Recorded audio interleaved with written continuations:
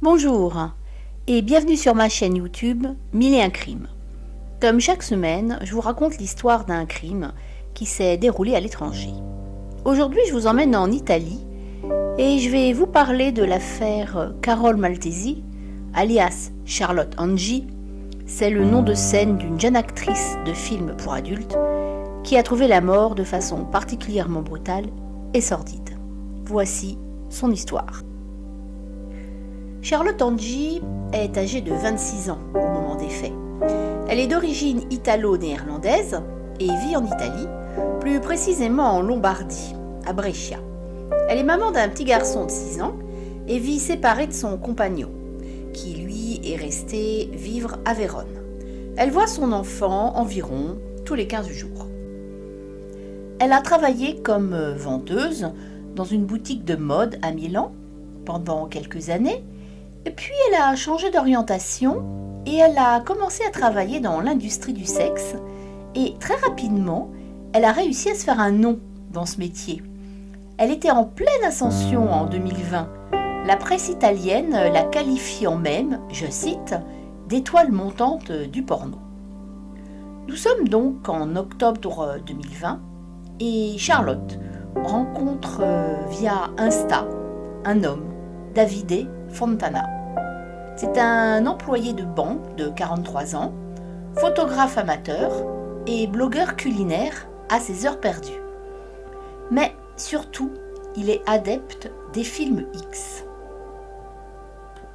Il va donc contacter Charlotte pour raisons professionnelles. Il souhaite en effet tenter sa chance dans ce domaine comme réalisateur. Il souhaite tourner des films avec elle. Ils discutent à plusieurs reprises sur Insta et puis décident d'un commun accord de se rencontrer à Milan. Ils vont entretenir une liaison suffisamment sérieuse pour Fontana car il va quitter sa femme pour Charlotte. Malgré tout, ils vont rompre au bout de quelques mois. Et malgré leur rupture, ils gardent des bonnes relations, surtout professionnelles et même parfois sexuelles. Donc on est le 10 janvier 2021 et ils ont un rendez-vous justement professionnel. Fontana se rend à l'appartement de Charlotte pour y tourner une sextape particulièrement violente. Selon le scénario établi, elle doit être ligotée avec du scotch à un poteau et sa tête doit être recouverte par un sac plastique.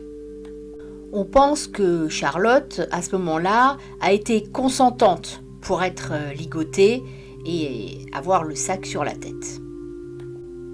Par contre, la suite ne fait pas du tout partie du scénario. Il va prendre un marteau et il commence à la frapper sur tout le corps. Doucement au début, dira-t-il lors de son procès, et puis de plus en plus violemment, et arrivé à la tête, il se déchaîne en un paroxysme de violence. Au bout d'un moment, elle finit par ne plus bouger. Elle semble morte, et là il la contemple.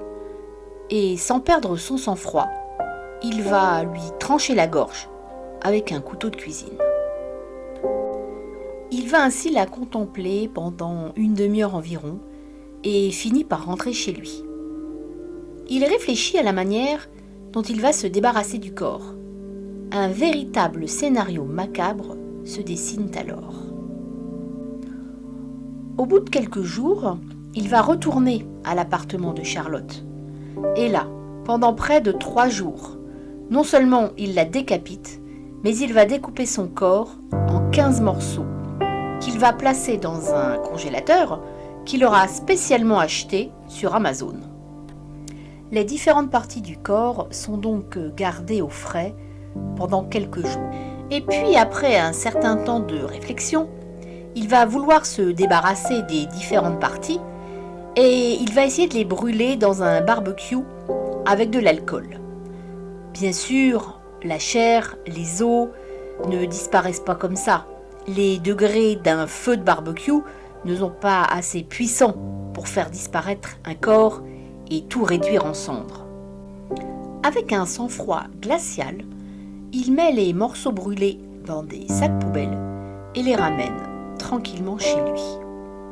Finalement, il va aller jeter les différents sacs dans les montagnes à Borno, dans la région de Brescia, en Lombardie. Et là, pendant presque 2 mois qui suit le meurtre de Charlotte, il fait croire à tout le monde que l'actrice est encore en vie. Il paye ses factures, règle son loyer, il utilise le portable de Charlotte et répond aux SMS de ceux qui sont un petit peu intrigués par son silence. Moi, je trouve que ce qui est vraiment triste, outre le fait évidemment qu'elle se soit fait assassiner de cette façon épouvantable, c'est que pendant presque 2 mois, personne ne s'est jamais vraiment inquiété de ne pas la voir en vrai ou de l'entendre au téléphone, d'entendre sa voix. Effectivement, elle donne des nouvelles via les SMS. Enfin, il répond à sa place. Mais même sa mère et son ex-compagnon n'ont jamais vraiment voulu la voir, ou en tout cas l'entendre. Tous se contentaient des messages qu'il postait à sa place. Il n'y a pas de copine qui l'a invité au restaurant ou prendre un café et qui s'est inquiétée de ce silence. En fait, personne ne l'entend de vive voix, mais personne ne s'inquiète non plus. Donc, 2 mois s'écoulent comme ça. Les fans sont un peu perplexes tout de même, car elle ne donne plus signe de vie sur les réseaux, où elle était quand même assez active. Elle ne poste plus de vidéos sur son site OnlyFans, c'est un site réservé pour adultes, et sa page est inactive. Elle a également raté un rendez-vous de travail. Elle devait se produire pour faire un striptease dans un club à Milan. Elle avait signé un contrat et pourtant, encore une fois, ses employeurs n'ont pas été inquiétés qu'elle ne vienne pas au rendez-vous. Alors, il y a certains fans qui s'interrogent sur son silence. Elle répond via les SMS toujours qu'elle a décidé de changer de vie et de s'éloigner de l'industrie du porno. Mais en 2021, une vidéo d'elle circule sur le net où elle est interviewée et elle annonce clairement qu'elle veut faire carrière aux USA. Certaines incohérences apparaissent, mais n'alertent toujours personne. On se demande jusqu'où le subterfuge aurait-il pu aller si un promeneur, un randonneur en fait, le 20 mars, n'avait pas fait une macabre découverte dans les montagnes de Borno, dans la région de Brescia. Il aperçoit, dans un tas d'ordures sauvages, 5 sacs poubelles qui dénotent des déchets habituels jetés illégalement dans ce coin. C'est un coin où les gens ont l'habitude de laisser des ordures, vous savez, des dépôts sauvages. Et lui, il trouve que ces sacs poubelles, bien, ça dénote. C'est pas l'habitude des gens de jeter, en tout cas, des poubelles. Donc, il est curieux et il va s'approcher. Et en s'approchant, il va apercevoir une main qui dépasse d'un sac. La main, elle est noircie, mais il y a un détail qui accroche, c'est que ses ongles sont encore manucurés. Horrifié, il prévient immédiatement les carabinieri, qui sont la police italienne. Elle arrive sur place et il constate avec effroi qu'il y a beaucoup de morceaux dispersés dans les différents sacs poubelles. L'objectif numéro 1 des carabinieri, c'est d'identifier absolument la malheureuse victime. Quand le corps est examiné, ils vont découvrir un tatouage. C'est un tatouage très particulier. Il s'agit d'un léopard noir sur une fesse. Malgré tout l'acharnement de Davide Fontana à essayer de rendre méconnaissable le corps, seul un tatouage va permettre, en tout cas on l'espère, l'identification de la victime. Ils vont alors avoir l'idée de publier la photo de ce tatouage dans la presse. Et moins d'1 semaine après, un fan est persuadé de reconnaître ce tatouage. Il prévient le journaliste, il dit « Je suis sûr, c'est le tatouage d'une jeune actrice, c'est celui de Charlotte Angie, j'en suis certain ». Le journaliste est intrigué par cette histoire. Le 26 mars, il va tenter par tous les moyens de joindre l'actrice. Il la contacte via WhatsApp et lui pose un certain nombre de questions. Comment va-t-elle? Où est-ce qu'elle est? Et pourquoi on a retrouvé une fille avec le même tatouage qu'elle? Fontana, qui utilise toujours le portable de Charlotte, répond qu'elle va très bien, qu'elle est au courant de cette histoire de tatouage, qu'elle ne comprend pas très bien pourquoi, mais qu'elle s'est mise au vert et elle s'est un petit peu éloignée de l'industrie du cinéma pornographique. Mais ce journaliste, il lâche pas l'affaire. Il veut absolument la voir. Il veut la voir en vrai. Il ne se contente pas des SMS. C'est malheureusement le seul en 2 mois qui va vraiment tout faire pour la voir. Il insiste tellement, Fontana, pris de panique, va couper définitivement le téléphone de Charlotte. Du coup, le 28 mars, Fontana se sent un peu acculé et il va de lui-même chez les Carabinieri.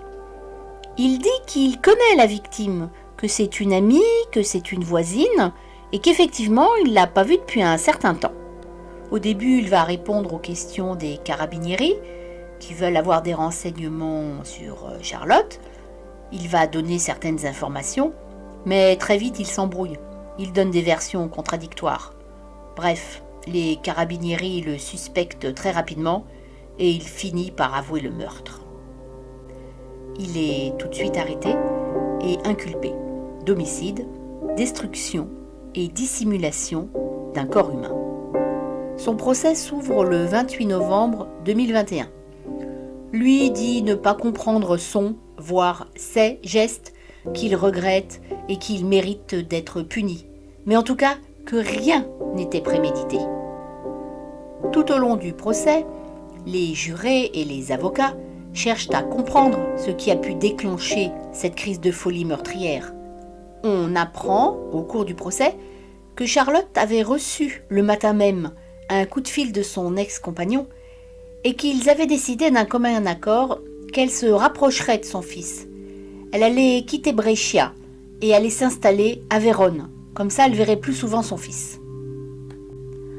On apprend également que lors de l'autopsie, le médecin légiste a déclaré qu'elle était morte d'exsanguination, c'est-à-dire qu'elle s'est vidée de son sang. Elle n'est pas morte des différents coups de marteau qu'elle a reçus. S'il avait prévenu les secours à temps, elle aurait très bien pu survivre à ses blessures. Ce qui l'a tuée, en fait, c'est le coup de couteau, c'est l'égorgement qui lui a été fatal. Donc, Charlotte s'est très certainement vue mourir. Des experts psychiatriques ont été mandatés lors du procès. Les experts répondront à la question, en tout cas essaieront de répondre à cette question épineuse.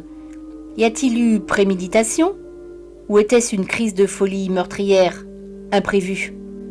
La condamnation de l'accusé dépendra très certainement de la réponse apportée. Pour la défense de Fontana, il s'agit d'une crise de colère immense dans un moment de frustration dû à l'appel. Il n'a pas supporté l'idée que Charlotte s'éloigne et il l'a tuée sans préméditation. Par contre, pour la partie civile, il s'agit d'une préméditation. En effet, il a été furieux d'apprendre qu'elle allait le quitter, qu'elle allait rejoindre son ex-mari, et il n'a pas voulu la laisser partir. Il l'aime encore et il ne veut pas qu'elle s'éloigne. Donc, c'était prémédité. Le verdict est impatiemment attendu le 12 janvier. C'est une histoire bien triste que je viens de vous raconter, mais j'espère malgré tout qu'elle vous aura intéressé. Je vous dis à très bientôt pour l'histoire d'un prochain crime sur 1001 crimes.